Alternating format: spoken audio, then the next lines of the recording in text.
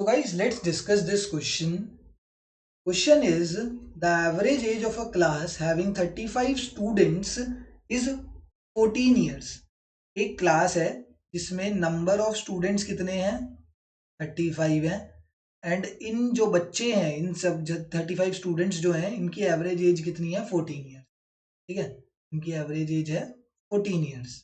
सबकी average age है 35 बच्चों। When the age of the class teacher is added to the sum of the when the age of the class teacher is added to the sum, ये तो दो बार ही आ गया।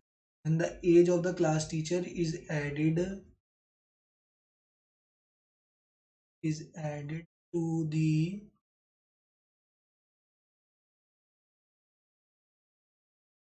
थोड़ा printing change करवा दूँ पीपीपी में। when the age of the class teacher is added to the sum of the ages of the student, the average rises by 0.5 years. What must be the age of the teacher? Teacher की as कितनी होगी?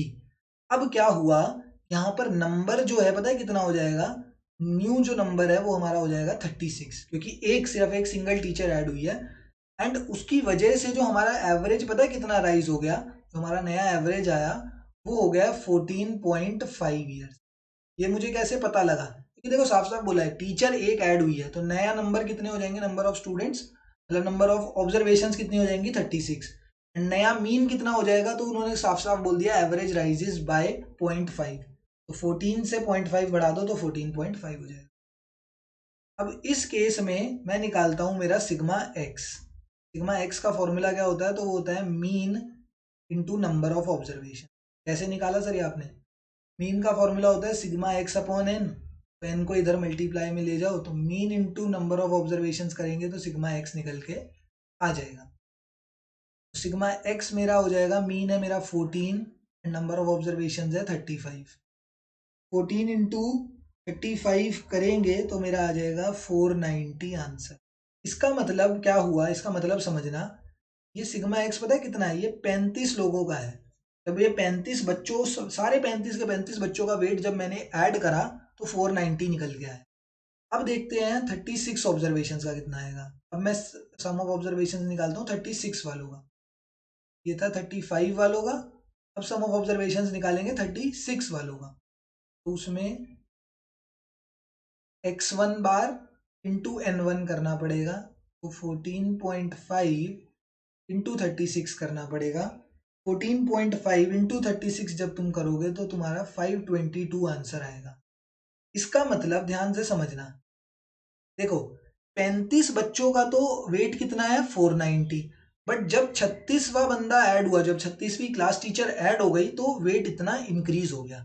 इसका मतलब जितना भी increment आया है वो किसका वेट होगा, इस क्लास टीचर का ही वेट होगा। तो वेट ऑफ क्लास टीचर अब हम कैसे निकाल देंगे,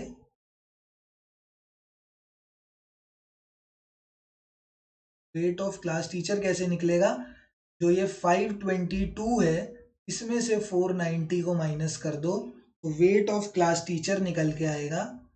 तो सॉरी वेट नहीं है ये, अरे यार एज है, एज, एज की बात हो रही है। एज ऑफ क्लास टीचर कितना निकल के आएगा, तो 32 ईयर्स। तो वही सोचा कि 32 तो वेट बहुत कम हो जाएगा। तो अब यहाँ पर हमें एज ऑफ द टीचर निकालना था, तो देखो ध्यान से समझो 32 कैसे आया। ये जो सिग्मा एक्स था, ये था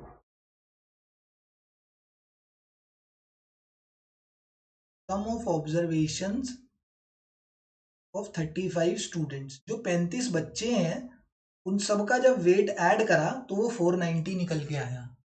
बट जब यहां पर कितना हो गया, इसमें स्टूडेंट्स और साथ साथ टीचर दोनों का वेट, दोनों का एज जब मिलाया तब 522 आया। इसका मतलब 35 बच्चों का वेट तो हमें पता ही है 490 है, तो ये जो एडिशन हुआ है ये 522 जो आया है, इसमें जितना भी एडिशन हुआ है वो किसका है, टीचर का वेट है। तो हमने एडिशन निकालने के लिए कि कितना एडिशन हो गया, उसमें 522 में से 490 को माइनस करा तो हमारा age of the class teacher निकल के आ गया 32 साल, 32 years is the age of the class teacher. ठीक है।